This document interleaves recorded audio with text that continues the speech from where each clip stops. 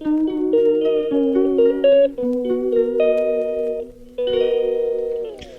guys, welcome back to my video. ပူပူပါဒီနေ့ကတော့ပူပူကိုဓာတ်ပုံလေးတွေရိုက်ပေးဖို့အတွက် service လာအပ်ထားတာလေးရှိပါတယ်။ပူကတော့အဲ့ဒီ service အပ်ထားတဲ့ photo တွေကိုတွဲရိုက်ဖို့အတွက် behind the scenes အနေနဲ့ video လေးရိုက်ထားတာမလို့အဆုံးထိကြည့်ရှုပေးကြပါဦး။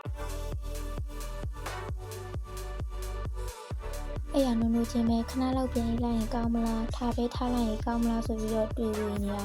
။ထွေဝင်နေလို့ဘာမှရမလာဘူးဆိုတဲ့စိတ်ဓာတ်နဲ့ကျမရဲ့မနိုင်ခင်းလေးကိုစူပုတ်ပုတ်မျက်နှာလေးနဲ့အစားပြုလိုက်ပါတယ်။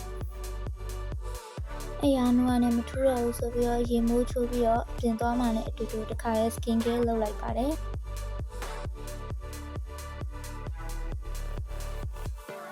မျက်နှာကင်တွေ့တာကိုကျန်းတယ်လို့မပြောပါနဲ့ဖူဖူကအရင်နဲ့အဲ့လိုပဲလူကကျန်းကျန်းတန်းတန်းဖြစ်နေတာပါ။ make up on ပြီးသွားတာကိုအားမရသေးလို့အဲ့မှာဖြောင်ဆင်းပြီးတော့ရှည်လျားလှပနေစပင်းကြီးကိုရှာရှည်ပြီးတော့ဖြောင်ဆက်တင်နဲ့လည်းကောက်ပါတယ်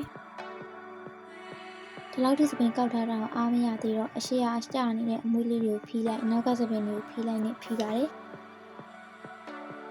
ဒါတော့ကျမဘာလို့ကျမကိုအမြဲတမ်း support ပေးတယ်ကျမရဲ့မာတာမိခင်နဲ့ကျမနဲ့အတူတူအပြင်သွားတာပါ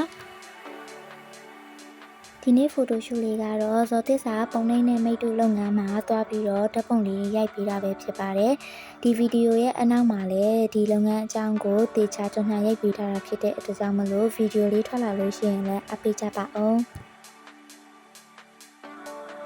အခုကတော့ photo shoot လည်းရိုက်ပြီးသွားပြီအားလုံးလည်းလုပ်တာပြီးသွားပြီဆိုတော့ညနေလည်းစောင်းနေပြီဖြစ်တဲ့အတွက်ကြောင့်မလို့အိမ်ပြန်ပါတော့မယ်ရှင်